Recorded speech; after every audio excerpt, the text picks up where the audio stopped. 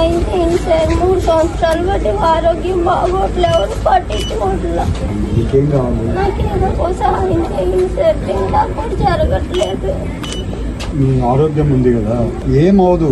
Only ఒక మాత్ర వేసుకుంటా ఉండాలి రోజు. వేసుకుంటున్నాను సార్. వేసుకుంటున్నావా? వేసుకుంటున్నాను సార్. నిమ్మ వచ్చింది, మళ్ళీ ఊపిరితిత్తులు పాడైపోయింది అన్నారు, ఆక్సిజన్ అందట్లేదు. ఇప్పుడు ఏ డాక్టర్ చూపించుకుంటున్నావు? Vijayawada government hospital చూపించుకున్నావా?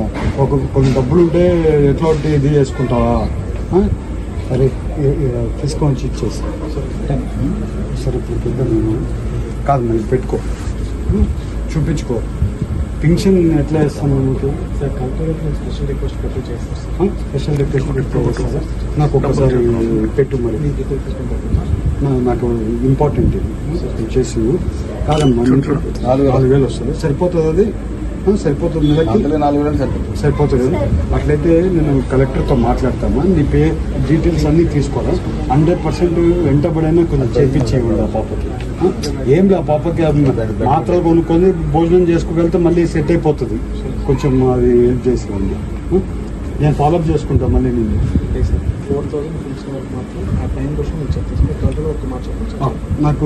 నాకు రేపు వెళ్ళి జాయింట్ కలెక్టర్తో మాట్లాడేసి చేపించేసి మరి రేపు చేపిస్తామా. ఇప్పుడు భోజనం చేసుకో, మాత్రలు వేసుకో, ఏదన్నా కూడా నేను సపోర్ట్ చేపిస్తా. ఎట్లా ఒకటి ఇప్పుడు కొంచెం డబ్బులు ఉన్నాయి, ఇంకో 10,000 డబ్బులు ఇవ్వాలి, ఇంకో 10,000 ఇంకో కొంచెం 10,000 తీసుకోమ్మా. ఏదైనా ఉంటే వెంటబడి చెప్పి ఎట్టు పరిస్థితుల్లో పెన్షన్ వచ్చేట్లు చూడండి. లేకపోతే ఎవరికి చెప్పాలో చెప్పండి, నేను చెప్పిస్తాను. జాగ్రత్తగా చూసుకో.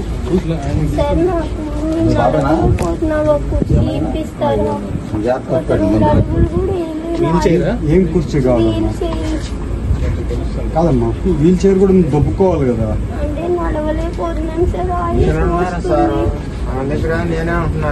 సరే, నీకు ఒక వీల్ చైర్ ఇస్తానమ్మా, రేపు పంపించేస్తావు. తీసుకొని ఇచ్చేస్తా, రేపు పంపిస్తానమ్మా. ఒక వీల్ చైర్ పంపిస్తాను. నువ్వు ఎట్టి పరిస్థితుల్లో పెన్షన్ పెట్టించుకోవడానికి రాకేష్ ఫాలోఅప్ చేసుకో. ఇది పర్సనల్గా తీసుకొచ్చేయండి, మిస్ కానీ ఓకే. కాల్సిన కలెక్టర్ చెప్పి వేరే స్పెషల్ ఇంట్రెస్ట్ కింద చేపిస్తానమ్మా, చేపిస్తాను. నువ్వు ఏదైనా ఇబ్బంది ఉందంటే అరే ఇంకో 10,000 ఇచ్చేయండి.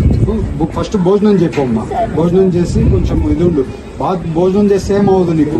భోజనం చేస్తే మాత్రలు వేసుకో, ఓకేమ్మా.